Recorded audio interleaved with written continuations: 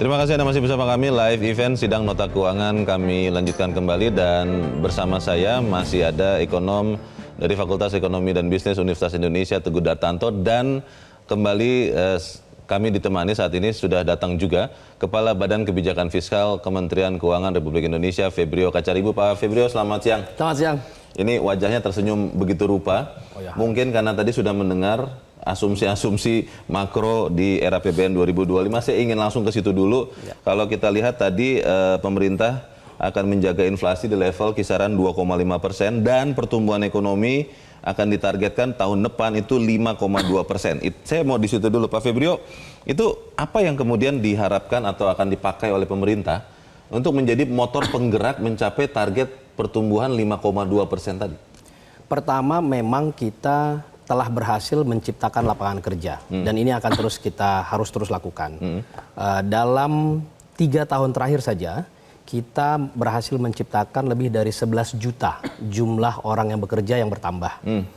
Itu adalah rumah tangga yang kemudian menghasilkan penghasilan dan menopang hidup dari keluarganya masing-masing.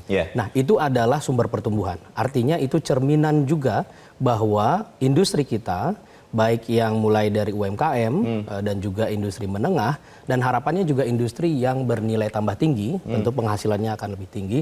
Itu yang kita harapkan akan terus kita dorong ke depan. Dan ini sudah kita lakukan juga dalam beberapa tahun terakhir, bahwa contohnya untuk industri manufaktur kita itu memang masih banyak tantangan, tetapi kalau kita lihat beberapa tahun terakhir untuk industri yang bernilai tambah tinggi, contohnya adalah industri logam dan pengolahannya, itu sudah menghasilkan produksi yang berlipat kali ganda nilai tambahnya di Indonesia.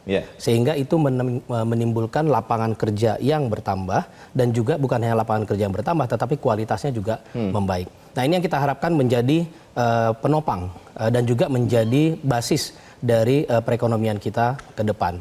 Nah, di sisi lain tentunya kita juga akan melihat sektor-sektor lain yang tetap akan menjadi penopang bagi pertumbuhan ekonomi kita. Sektor pertanian pun sebenarnya masih punya ruang bagi kita untuk meningkatkan, selain dari itu memang kebutuhan kita, tetapi juga punya peluang untuk kita lebih berdaya saing. Kita melihat bahwa upaya-upaya untuk meningkatkan produktivitas itu harus terus kita lakukan. Kita melihat bahwa kebutuhan kita untuk kebutuhan pangan pokok itu akan terus bertambah. Sehingga mau tidak mau kita pun akan terus memberikan resources kita, mengalihkan terus resources kita lebih banyak untuk ketahanan pangan ke depan. Nah, ini juga akan menjadi bagian yang cukup penting bagi 2025 dan seterusnya. Baik, saya ingin ke Pak Mas Teguh. Mas Teguh, kalau lihat angka 5,2% target pertumbuhan dibandingkan dengan yang kemungkinan akan dicapai sepanjang tahun ini ditargetkan di 5%, plusnya berapa persen saya tidak tahu. Itu apakah kemudian pemerintah artinya bersikap realistis atau berjaga-jaga dengan ketidakpastian global yang katanya akan sangat berpengaruh di tahun depan? Atau seperti apa kalau Mas Teguh lihat? Iya, kalau target rencana ini, target pertumbuhan 5,2% ini memang ya pemerintah harus optimis gitu kan. Artinya mendorong agar seluruh elemen bangsa ini bisa bergerak bersama-sama untuk mencapai target 5,2% itu.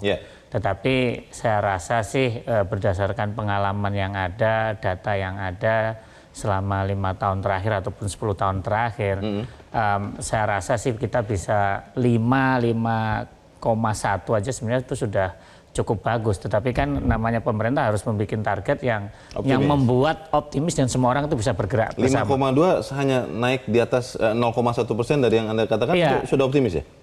Itu udah optimis menurut saya. Tetapi saya rasa sih kita bisa ngekip, bagi saya ya, kalau sebagai orang yang di kampus kita bisa menjaga 5% secara berkelanjutan itu aja sebenarnya udah cukup bagus gitu. Saya rasa sih kita bisa 5,1 itu pun sudah cukup bagus lah. Artinya memang pemerintah sekarang ini dalam tanda kutip di dalam era APBN ini target 5,2% ini bukan sebuah target yang luar biasa muluk-muluk gitu. Artinya optimis tapi bukan super optimis. Artinya ini saya apresiasi kepada Bang Feb nih.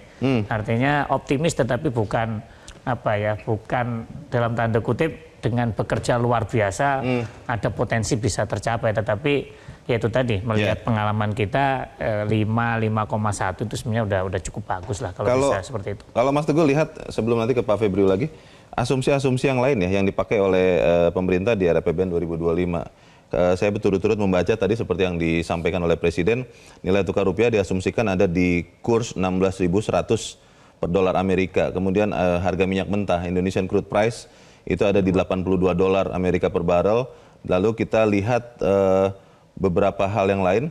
Kalau menurut Anda, Mas Teguh, itu memang mendekati keadaannya atau bagaimana? Ya, saya rasa sih kalau nilai tukar 16.100 ini juga ini dalam arti bahwa pemerintah itu juga saya mengapresiasi melihatlah data-data yang ada, walaupun saat ini angkanya kan fluktuasinya sekitar itu gitu. Dan saya rasa memang ini sangat realistis ya kalau 16.100 angka tadi harga minyak juga 82 ini sebenarnya relatifly bukan yang super optimis, tapi ini memang sangat realistis ya.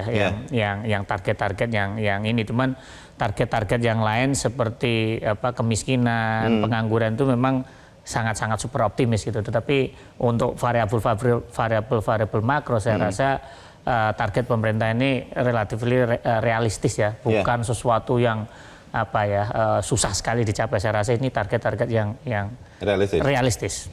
Pak Febrio, saya ingin berlanjut lagi ke defisit. Kalau kita lihat pemerintah menargetkan defisitnya untuk tahun depan itu 2,53% ya dari PDB.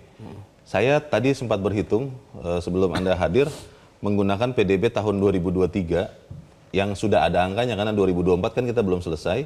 Itu dapatnya sekitar 20.000 triliun. Dan akhirnya dapat defisitnya itu sekitar 2,9%.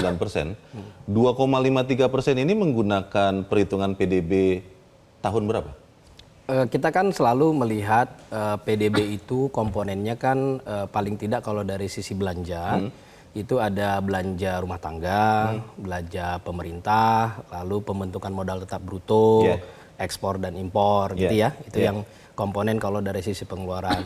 Nah di sisi lain juga kalau kita lihat PDB itu ada sisi produksi sektor demi sektor, ada sektor pertanian, manufaktur, jasa dan sebagainya.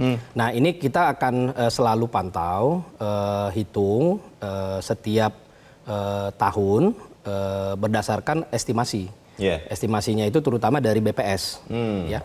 Jadi BPS akan merilis angka yang resminya itu kan biasanya sekitar 5 minggu setelah kuartal yang bersangkutan. Nah, jadi akan kita selalu pantau nanti datanya BPS. Tetapi kita ketika melakukan proyeksi, tentunya tadi seperti disampaikan oleh Pak Teguh, ini adalah melihat realistisnya seperti apa, plus kita juga ingin kerja keras, gitu ya.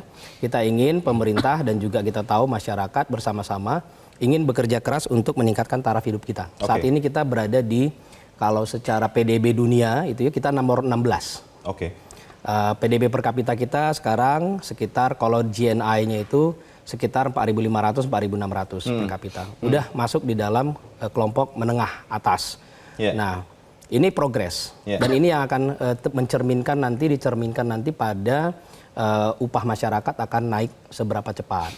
Sektor demi sektor. Itu yang akan kita lihat. Nah, jadi asumsi ketika kita menghitung pertumbuhan ekonomi itu adalah semua cerminan dari itu. Kita ingin upah masyarakat meningkat, jumlah yang bekerja terus meningkat. Tadi kalau Pak Teguh mengatakan tentang tingkat pengangguran misalnya, kalau tingkat pengangguran sebenarnya kita akan cukup realistis Pak Teguh. Kenapa? Karena angka hari ini saja untuk yang tahun ini sudah 4,82%. Jadi target kita untuk antara 4 sampai 5 itu within the range. 4,5 sampai 5% ya, pengangguran terbuka. Jadi itu sangat realistis dan bahkan kita sudah buktikan bahwa dalam 3 tahun terakhir pengangguran kita turun cukup tajam dan kita menciptakan jumlah yang bekerja baru itu 11,1 juta orang. Jadi sekitar 3,5 juta per tahun. Nah, tetapi kalau untuk kemiskinan memang ini cukup penuh dengan tantangan. Tapi ini adalah kerja keras yang ingin kita lakukan. Targetnya 7-8% tahun depan. Nah, tahun ini kan kita berada di 9. Nah, tetapi ini adalah pencapaian yang cukup baik selama sejarah Indonesia. Karena tingkat kemiskinan kita sekarang paling rendah. 9,03%. Lalu satu lagi juga yang sangat penting adalah kemiskinan ekstrim kita sekarang di 0,8%. Ini akan terus jadi kerja keras kita ke depan.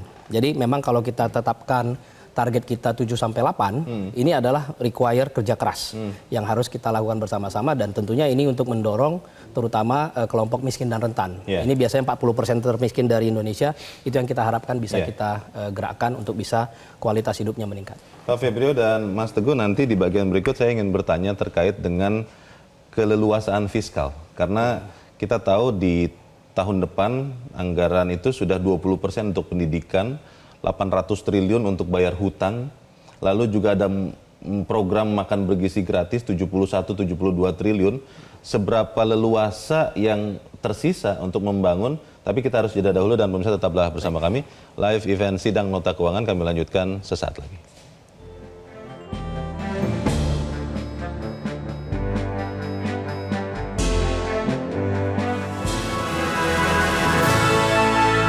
Jelajahi cara baru mendapatkan informasi. Download Metro TV Extend sekarang.